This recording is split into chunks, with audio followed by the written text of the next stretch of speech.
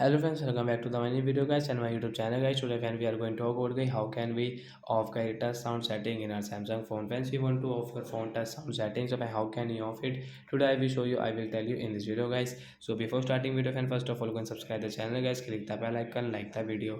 So friends, you can see guys your phone this touch sound setting guys. You don't like guys, you want to off it. So how can you off guys? Today I will show you in this video guys. So before starting video friends, first of all go and subscribe the channel. So friends, open your phone setting first of all guys. So when we will on our phone setting guys, after on phone setting I scroll it. Friends, you can see guys phone sound and vibration setting guys. Tap on sound and vibration guys. Again scroll it. Friends, you can see guys your system sound guys. Then we will click on guys the system sound setting guys. Friends, you can see guys this touch sound setting guys. We will off from this right side. Friends, come back. Friends, you can see guys the touch sound will not work guys. You can use guys your phone without this touch sound setting guys. You can see guys this sound will not work in our Samsung mobile guys. So like that guy we can off guide touch sound setting. So that's it guys, thanks for watching the video, bye guys.